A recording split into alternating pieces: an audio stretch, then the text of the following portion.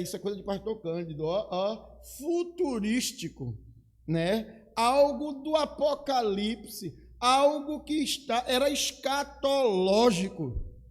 Ou seja, ao curar o leproso, ele estava mostrando, pastor Cândido, que no futuro não haverá lepra, não haverá impureza. Ao levantar o coxo, ao curar o cego, ele estava lembrando que no futuro, quando ele se manifestar, essa carcaça velha que se corrompe, que vai sendo degenerada, lá será feito nova todas as coisas. Lá não haverá nem pranto, nem choro, nem ranger de dentes, não. Lá não haverá dor, porque o Cristo que cura agora é o Cristo que irá transformar os nossos corpos redivivos para sempre. Então os sinais apontavam para uma bênção futura, para a nova Jerusalém, para os cristãos coroados, ressuscitados em Cristo. Mas, irmãos, sem dúvida, na minha opinião, a coisa mais importante que os sinais faziam, que os sinais mostravam, eles serviam para suscitar, para levantar um negócio que nós chamamos de fé salvadora. A fé salvadora. É por isso que em inúmeras passagens dos evangelhos, alguém pede a cura e Jesus diz: a tua fé te salvou. Eu não vim aqui para curar o enfermo, eu não vim aqui somente para curar o coxo, nem abrir os olhos dos cegos, pelo contrário, eu vim para anunciar o ano aceitável ao Senhor. Ou seja, os sinais serviam para isso, para mostrar que aquelas obras que Cristo estava realizando serviam para levar o homem à fé. O evangelista João, lá nos seus 2 últimos capítulos, ele vai concluindo a mensagem do evangelho, diz assim: olha, Cristo operou muitos outros sinais e milagres, se nós fôssemos narrar, não caberia em todos os livros do mundo. Mas João diz: o que aqui está registrado é suficiente para que vocês creiam. E crendo, tenhais vida em seu nome. Aleluia. Tendo dito isso, irmãos, então, olhando para este texto de Mateus, dos sinais e milagres, eu gostaria de propor aos irmãos o seguinte tema: a obra de Deus precisa ser feita. E eu gosto sempre de dizer, não é Deus que precisa que sua obra seja feita. Somos nós que precisamos realizar as obras que Deus nos confiou. Isso é muito intrigante, viu, irmãos? Lá na minha juventude, eu acho que adolescência ou juventude, havia um grande evangelista, eu já contei esse testemunho, porque foi o testemunho que ele contou.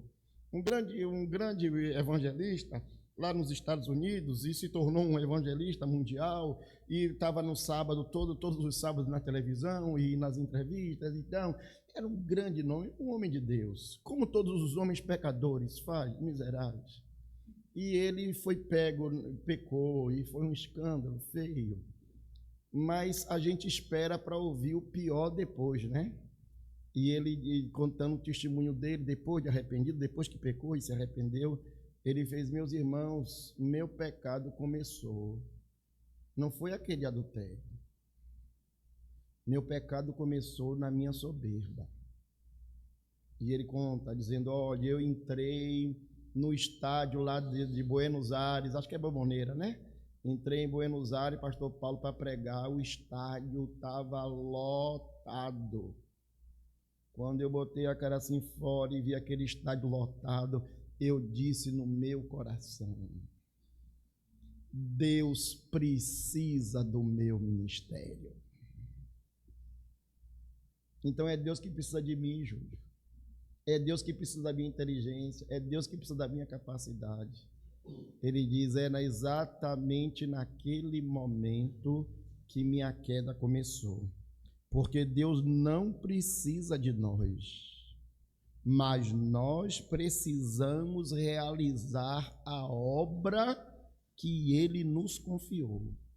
O ministério que Cristo nos deu, a mim e a você, suas ovelhas, que fomos comprados e remidos pelo sangue de Jesus. O apóstolo Paulo, escrevendo aos Efésios, ele vai dizer que nós somos chamados, eleitos, predestinados para o louvor da sua glória, chamados para a santificação, chamados para anunciar os benefícios, as benesses, as bondades de Deus aos homens. Então, Deus, quando nos chamou, nos deu uma missão, fazer a sua obra.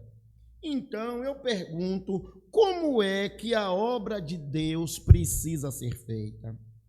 Em primeiro lugar, a obra de Deus precisa ser feita com urgência.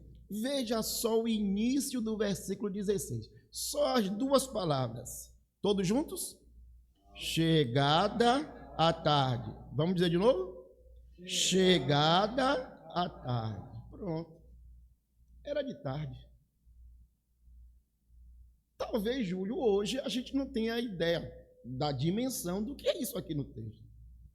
Nós vivemos numa cidade urbanizada, século XXI, com iluminação pública e tudo mais, e segurança e transporte. Então, em algumas cidades, o tempo não para. A cidade vira 24 horas, dá o virote, né? Alguém trabalha de manhã, alguém trabalha meio-dia, alguém trabalha de tarde, alguém trabalha de noite, alguém trabalha de madrugada, e a cidade vai virando. Parece que é verdade isso, viu? Mas nós, por exemplo, temos observado no Brasil que as igrejas históricas estão acabando com o culto da noite. Isso é lastimável, pastor Paulo. Não é só por causa do Rio, não. Várias igrejas no Brasil. Por quê? Por causa do transporte, da insegurança, do medo, de etc, e etc, etc. Eu não estou aqui defendendo isso não, viu, irmãos? Eu sou daqueles que acham que tem que ter o culto de manhã e de noite, ou de manhã e de tarde. Mas esse texto aqui está nos dizendo uma coisa gloriosa, sabe o que é? Naquela época dos irmãos, sem iluminação pública, sem segurança, a vida se dava, as atividades comerciais se davam enquanto era dia. É verdade que alguns se arriscavam à noite. Por exemplo, quem vigiava de dia e de noite. Quem vigiava a cidade, o sentinela, ele tinha que guardar a cidade de dia e de noite.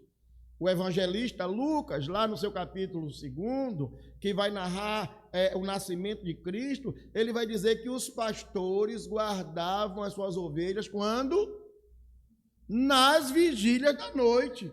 Eles levaram as ovelhas para comer grama, né? E durante a noite. Então, aquele texto é final de outono, início do verão, porque ninguém lá em Israel guarda a ovelha de noite, a ovelha é recolhida de tarde. Como o clima ainda estava quente, a temperatura estava boa, eles guardavam as ovelhas na vigília da noite, mas isso era a exceção.